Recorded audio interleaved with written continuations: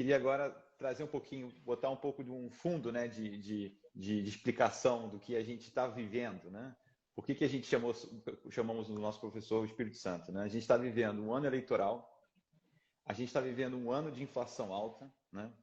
A gente está vivendo um ano de taxa de juros alta subindo, né? Patamares normais nossos, né? Vamos dizer assim, né? Desemprego alto, né? Um PIB baixo, né? Alerta de recessão, né? A luz vermelha. Copa do Mundo, né? Copa do Mundo, que é uma coisa também que tá também em outubro, né, se não me engano, né? mas esse ano também, né?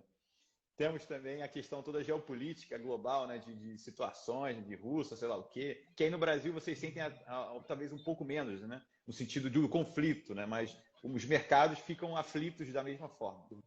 E também o mesmo fato de sempre, né? O Vasco na Série B, né? Que é uma coisa cotidiana e tal, mas isso a gente conversa depois.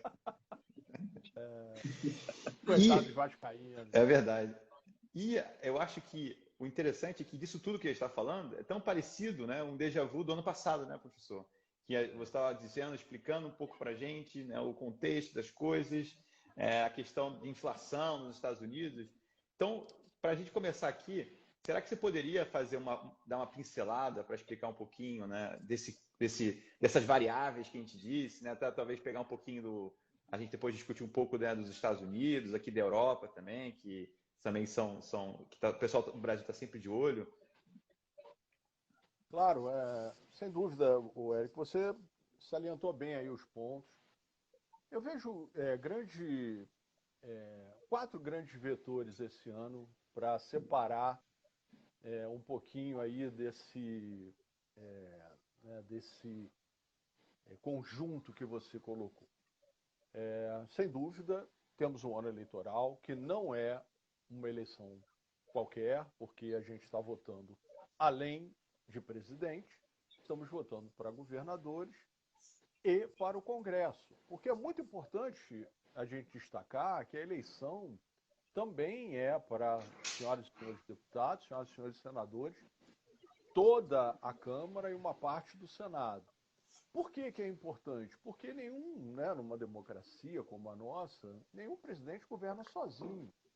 Então, os desafios que nós vamos ter, né, a partir do ano que vem, eles interagem muito com o que o Congresso vai permitir ou não.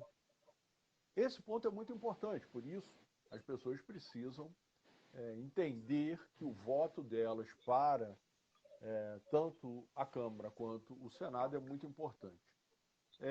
Infelizmente, Érica, a gente está vivendo uma eleição, né, isso está acontecendo no mundo inteiro, que é um pouco plebiscitária, né? Uma coisa meio fla-flu, eu não gosto, Corinthians e Palmeiras, né? Grenal. Isso não é bom. Não é? Eu acho que política é interessante que a gente tenha debate, né? Que as pessoas possam discutir. Do jeito que vem ocorrendo no nosso país, aí fora também está. Né? Uhum. Mas no nosso país, desde 2014, com Dilma e Aécio, a gente vive essa coisa meio passional, né? Uhum. Que a arquibancada fica a arquibancada de um lado do outro, um xingando o outro, e isso não leva, né, à solução dos nossos problemas. Eu espero estar errado, mas eu acho que nós vamos viver até outubro, né, dia 2 de outubro, nessa arquibancada que não agrega. De qualquer maneira, a gente tem que ficar atento, porque, né, os próximos 4 anos serão muito desafiadores, porque a gente tem que sair da pandemia. Né? Então, acho que um ponto muito importante é a questão da doença. Né? Eu estou, Eric e Baltazar, um pouquinho mais otimista em relação à doença. Não é que as coisas estejam resolvidas, mas na minha cabeça existe sim uma chance de daqui, sei lá, 3, 4, 6 meses, da gente estar vivendo mais uma espécie de endemia do que a pandemia propriamente.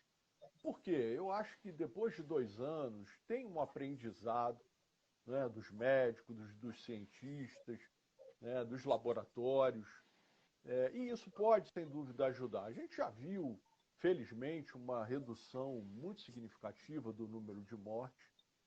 E isso é extremamente positivo. Então, a minha percepção é que o segundo semestre desse ano, tomara esteja certo, que o Espírito Santo, né, diga amém aqui, que a gente possa ter uma vida, vou colocar entre aspas, mais normal.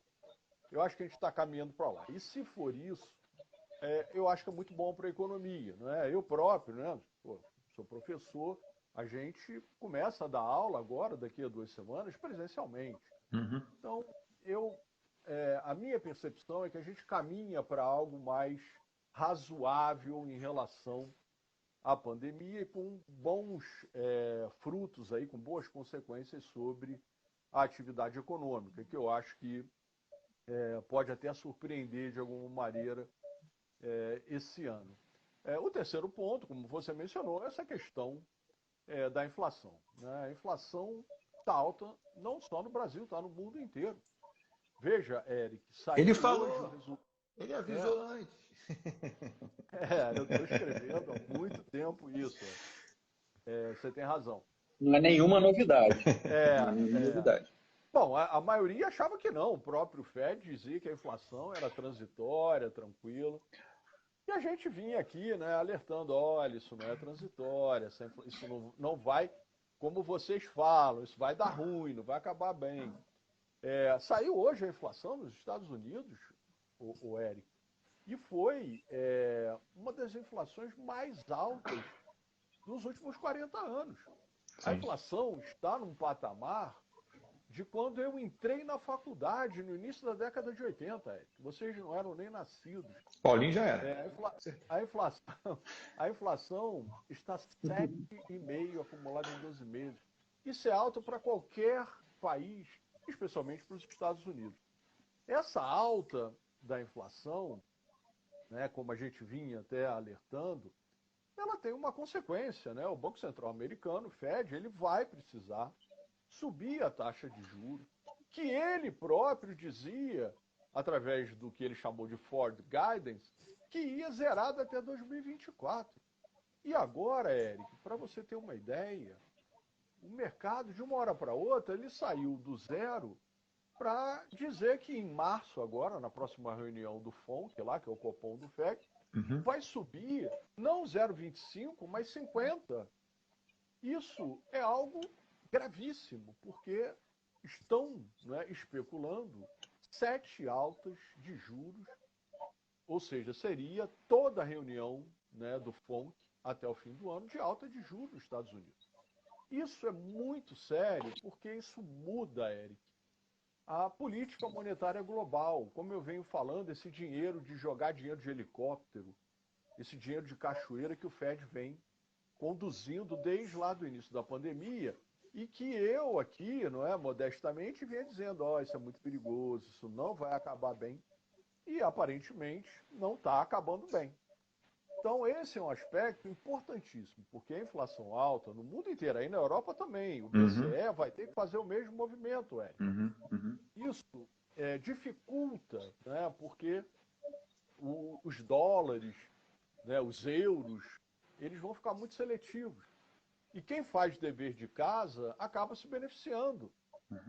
A gente não tem feito dever de casa. E por fim, Eric, só para fazer essa primeira colocação, a gente tem essa questão geopolítica. Aí eu estou me referindo, né, à situação da Ucrânia, né, e da Rússia, a OTAN, como isso vai acabar, porque a gente sabe, a Ucrânia não faz parte da OTAN. A OTAN é uma aliança de defesa, ela não ataca, ela se defende.